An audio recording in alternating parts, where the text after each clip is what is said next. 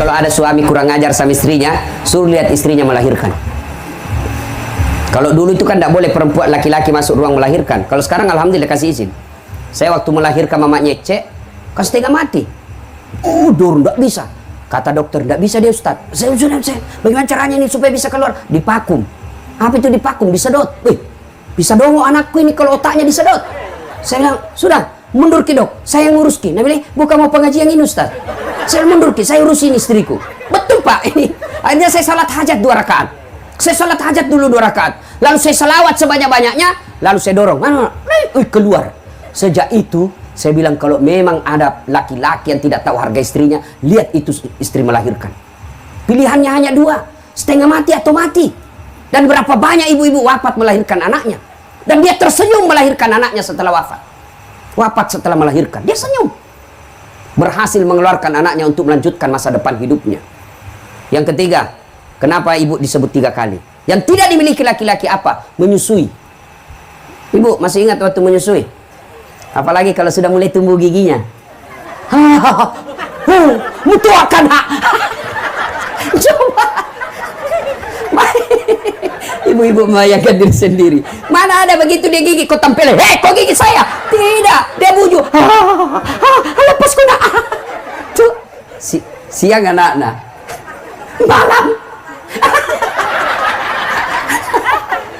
Coba. Makanya demi Allah tidak akan kalian dapat sorga kalau kalian durhaka sama orang tua. Bahkan Nabi jelaskan, jangankan masuk sorga, baunya sorga kau tidak dapat. Padahal baunya sorga kita bisa cium 70 tahun perjalanan.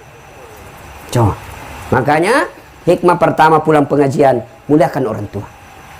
Ustadz, orang tua saya dari kecil dia tidak urus saya, nenekku yang urus kak, tidak ada urusan dosanya bapakmu kepada Allah. Urusanmu muliakan orang tua. Nah, bagi anaknya almarhum. Almarhum ini yang sudah meninggal. Bagaimana cara berbuat baik Ustadz? Bapak saya sudah meninggal. 1, doakan.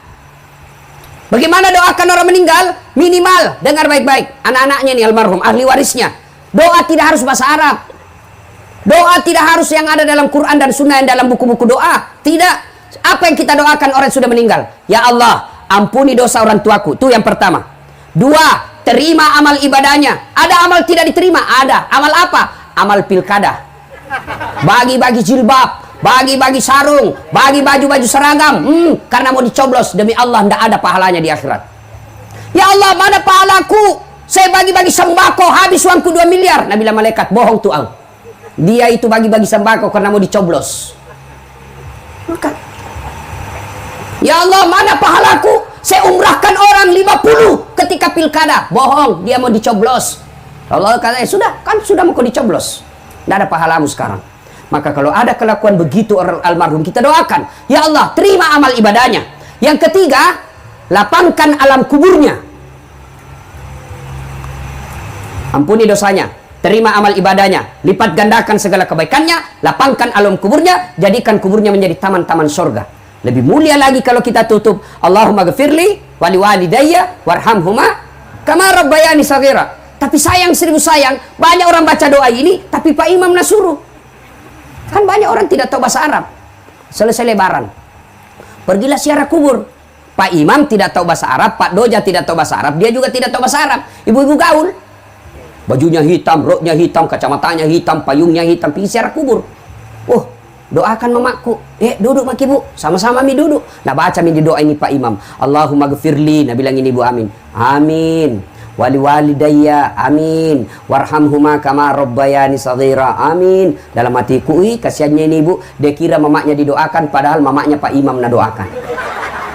Apa artinya itu tadi? Allahumma ghafirli, ya Allah ampuni dosaku. Siapaku? Ya Pak Imam. Di belakang kita, amin.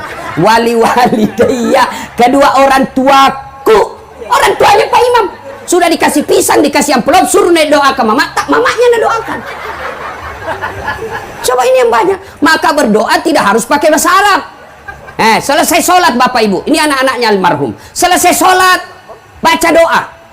Sampaikan minimal Al-Fatihah. Bagaimana caranya? Ila hadratin Nabi Mustafa Muhammad sallallahu alaihi wasallam, summa hususil ruhil almarhum Haji Muallim Pabinru. Al-Fatihah. Baca Al-Fatihah. Sudah itu, ya Allah, ampuni dosa orang tuaku, terima amalnya, lipat gandakan segala kebaikannya, lapangkan alam kuburnya, lalu tutup dengan doa Allahumma ghfirli wali walidayya warhamhuma kama rabbayani shaghira. Amin ya rabbal alamin. Ustaz, kenapa orang kalau doa sudah begini selesai begini? Nah, itu tambah-tambah gitu. Boleh juga tidak begini, boleh. Apalagi sekarang corona. Nah, dianjurkan jangan pegang muka. Kenapa paling begini, Ustaz? Cuma kebiasaan. Kenapa na muka? Karena lebih nyambung. Masa Bapak amin ya rabbal alamin? Nah, itu lebih tidak nyambung lagi. Ya, nah doakan. Yang kedua, dengar baik-baik. Ini ahli warisnya almarhum. Yang kedua, kalau sudah meninggal bagaimana cara berbuat baiknya, Ustaz? Kunjungi karib kerabatnya, anak-anaknya almarhum. Setelah menuntut ilmu, lalu ditugaskan keluar daerah dan menetap di daerah tugasnya. Jangan sampai kelupakan keluarga yang ada di Sopeng. Datangi saudaranya bapak, datangi nenek, mungkin itu kita datangi. Begitu cara berbuat baiknya kepada orang tua yang sudah meninggal. Yang ketiga, bersedekah atas nama keluarga. Misal almarhum, ada bajunya, ada dasinya, ada sarungnya, ada sepatunya, tinggal aja di rumah tidak ada yang pakai. Lebih baik kasih orang supaya dipakai. Selama dipakai itu barang, itu almarhum dapat kiriman pahala. Dan barang itu kasih berdasarkan profesinya orang. Misalnya almarhum punya dasi bagus, dasi kupu-kupu, jangan kasih Pak Doja. Nggak cocok. Kapan dipakai Pak Imam itu dasi kupu-kupu? Dia pakai Pak Imam dasi kupu-kupu, satu kampung heboh. Wih, jatuh cinta Pak Imam. Lalu kalau dasi kupu-kupu, siapa kita kasih? Kasih cucunya yang lagi kuliah. Itu cocok. Sarung, nah kasih Pak Imam. Cocok itu, dia tiap hari dia pakai. Songkok, baju gamis, kasih Ustadz. Tiap hari dia pakai. Kasih polisi, dia pakai. Paling lebaran dia pakai. Ini namanya yang kita lihat yang produktif. Sedekah. Nah, ibu bapak, saudara-saudara sekalian. Ini cara berbuat baik kepada orang yang sudah meninggal. 1, doa. 2, mengunjungi karib kerabatnya. 3, bersedekah atas nama orang tua. Misal lagi, musyawarah saudara-saudaranya. Ini ada sawahnya bapak. Alhamdulillah karena ada di semua rumah tak. Meskipun ini ahli waris, kita yang berhak 4 bersaudara.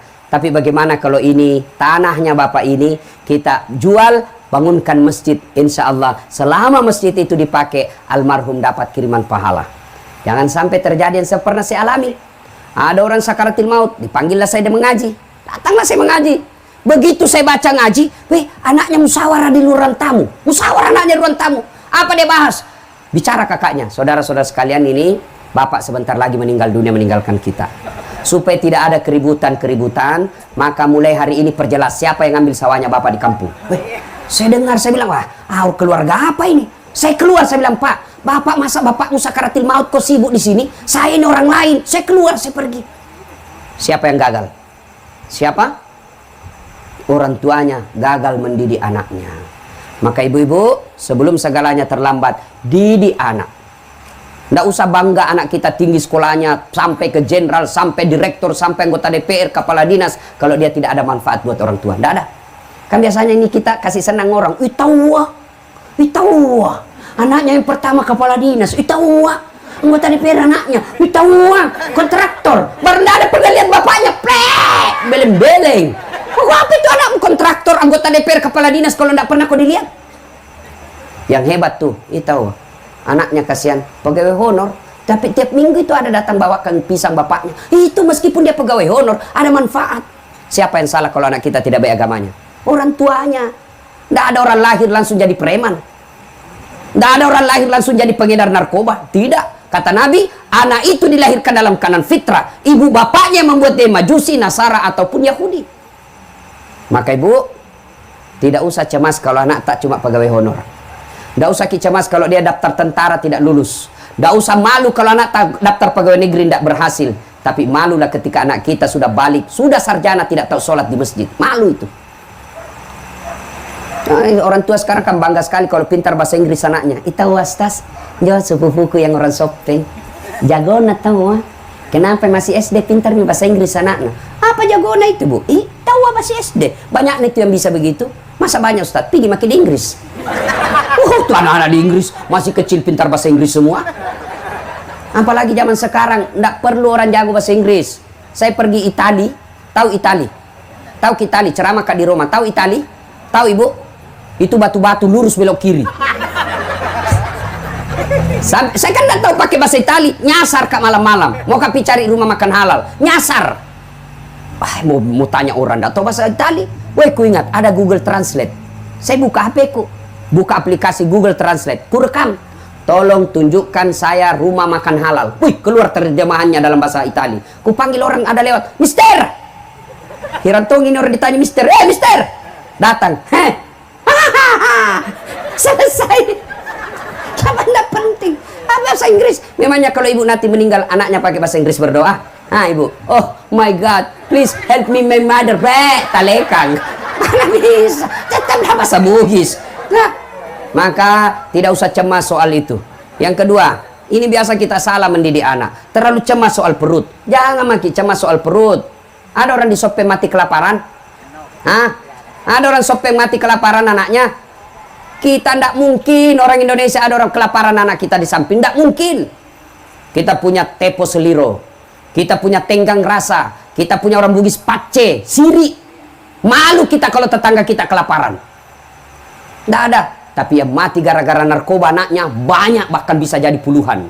Mati karena tawuran banyak. Itu berarti bukan soal perut yang ibu cemaskan. Tapi apa? Mendidik anak. Ibu-ibu. Bu. Tahu cicak? Tahu cicak? Apa namakan itu cicak? Masuk akal? Enggak. Satu di dinding, satu terbang.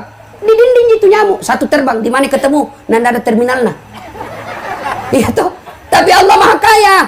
Dengar lagu tak waktu kecil. Cicak-cicak di dinding, diam-diam merayap.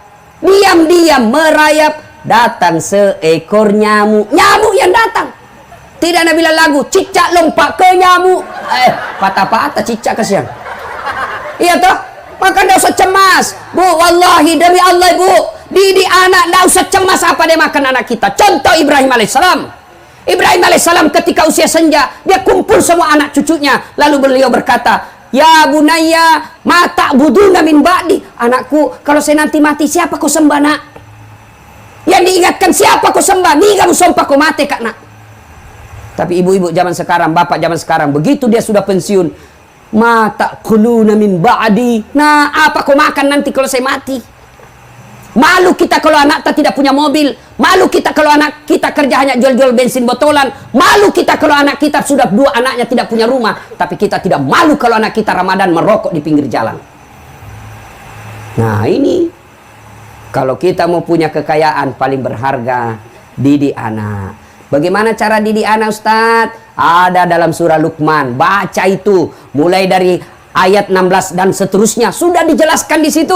Ya bunaya la tusyrik billah. Wahai anakku, jangan kau serikatkan Allah. Itu dulu yang pertama. Akidah dulu. Ibu-ibu nih, yang punya anak kecil. Masih kecil, ajarkan akidah kepada anak kita. Nah, Allah itu satu. Lam yalid wa lam yulad. Kalau perlu ajarkan melalui lagu.